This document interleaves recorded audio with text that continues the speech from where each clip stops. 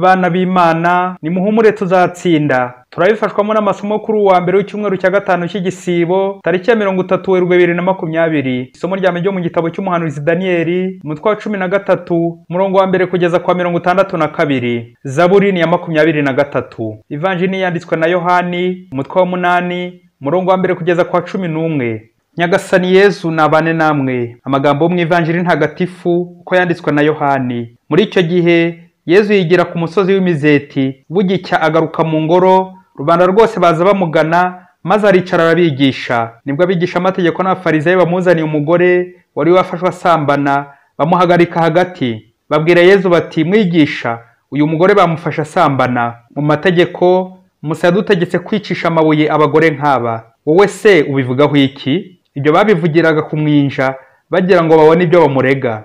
Ariko Yesu ariyunamira atangira kwandikisha urutoki ku butaka. Bakomeje kumubaza arunamuka arababwira ati, muri mwe udafite icyaha ngaho namubanza ibuye. Yongera kunama akomeza kwandika ku butaka. Bumvise avuze atyo batangira kugenda umwe bahereye ku basaza. Nuko Yesu asigara wenyine na wa mugore agihagaze aho hagati. Yesu yunamutse aramubaza ati, mugore babandi barihe? Nta numwe waguciriye urubanza? Umugore arasubiza ati, nta numwe mwigisha.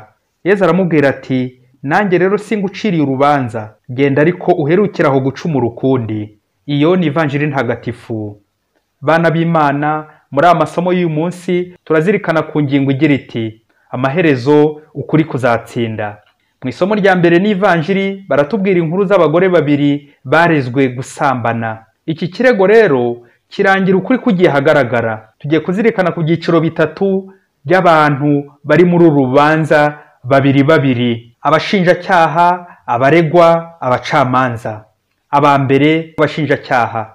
Mu isomo rya mbere abashinjacyaha ni abasaza babiri bari batoranijwe nk'inararibonye, ariko muri bo nta kuri bifitemo. Bahimbahimbiye Suzana ibinyoma ko bamufasha asambana. No mu Ivanjili abaje kurega n'abigisha amategeko n'abafarisayi baje kuregera Yesu bati, mwigisha, uyu mugore bamufasha asambana. Mu mategeko Musa yadutegetse kwicisha amabuye abagore nk'aba. Mbega bibi, nta nubwo ari bo bamufasha asambana. Mu kwinja Yesu bati, wowe se ubivugaho iki? Abakabiri muri urubanza ni abaregwa. N'uyu mugore Suzana bahimbiye ibinyoma akishyira amaboko y'Imana, kuko bamuciye urwo gupfa kandi nta wundi wamurengera usibye Imana yonyine izamurwanaho. N'uyu mugore batavuze izina mu Ivanjili, nawe wahashyira izina ryawe. Nawe yari yaciye urwo gupfa agaterwa amabuye nk'uko itegeko ribivuga. Nawe muvandimwe wishyire ku ruhande rwe. Wasanga aribo baherutse gukatira, ariko wahungira kuri Yesu bakagukaturira, Yesu akakugirira imbabazi. Abagatatu muri uru rubanza ni abacamanza, ni Danieli na Yesu. Danieli umuhanga wuzuye ubushishozi, Imana ikamukoresha. Ashoje neza uru rubanza rwa Suzana, nuko Danieli akagaragaza ibyaha by'aba basaza, nuko bagahinduka ba ruharwa kandi aribo ngo barabereda. Nuko rero bacira urwo gupfa, naho Suzana akaba umwere koko. Danieli arashanya Yesu umucamanza utabera, utarenganya, w'umunyakuri. Yesu nawe mu Ivanjili asoje urubanza rw'uwo mugore ati, muri mwe udafite icyaha ngaho namubanza ibuye. Byumvikane ko bahise bakorwa n'isoni. Ubusanzwe mu rukiko barandika. Mu kwandika hasi ni nkaho Yesu mu bushishozi bwe yarari kwandika ibyaha bya buri wese. Byumvikane ko abasaza bakoze byinshi, babonye batakwihanganira gukomeza kureba ibyaha byabo kuko basaziye mu cyaha. Wa mugore kimugize umwere imbere ya Yesu nuko asigaranye na Yesu, nukwemera icyaha agasaba n'imbabazi. Nuko Yesu abwira wa mugore ati, genda uherukira aho gucumura. Mbega urubanza ruryoshye kandi rusomwe neza. Burya abavandimwe, ukuri guca mu ziko ntigushye. Umugabo bita Mugiraneza yari yiriwe atwara ifumbire we n'umugore we. Ku mugoroba mu mudugudu wabo habura inkoko y'isake y'umuturanyi. Nuko umugore w'inkonkobotsi azahamya ko ari Mugiraneza wayibye kandi ko ari we wamaze inkoko z'abaturanyi.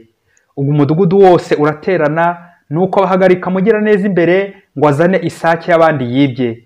Wa mugore wamushinjaga ati, mureke mbahe n'ikimenyetso nyamushidikanya. Mujye kureba mu ngarani ye murasanga amashara. Abayobozi barebye koko basanga amashara ya sake ari mu ngarani kwa Mugiraneza. Icyo kimenyetso simusiga babonye gituma bategeka Mugiraneza kuriha inkoko zose zibwe muri uwo mudugudu, kandi akazabyishyura afunzwe.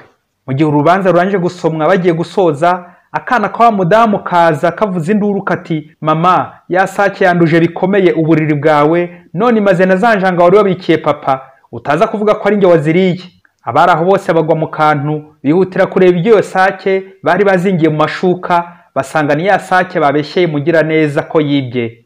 Ye baba we ukuri kugiye habona. Ese muvandimwe nta rubanza rwa mugenzi wawe waba waranywereyeho amazi muri iyi minsi ukamurenganya ukamuhimbahimbira ibinyoma bakamushyira mu kato bakamucira urwo gupfa akaba igicibwa muri rubanda kandi wowe wigaramiye uzi ukuri kwabyo? Muvandimwe va mu cyaha, va mu kinyoma, va mu kibi, ntugasazire mu cyanka bariya basaza. Kandi muvandimwe ugize ibyago bagakurenganya humura, mu gihe ukiri muri iyi si kubeshyerwa ntibizabura, ariko urahirwa niba kurega ibinyoma kuko Nyagasani umucamanza mukuru nubwo waba ugiye gupfa bagukatiye Imana izakoreza abacamanza b'intabera nka Daniyeli, yewe n'umwana w'igitambambuga Imana yamukoreshaho rukomeye mu gihe abasaza bahisha ukuri. Twiringire Yezu umucamanza w'ukuri w'intabera azaturengera turenganure. Nimuhumure amaherezo ukuri kuzatsinda. Mwari kumwe na Padiri Masumbuko Ladislas wo muri Diocese ya Cyangugu.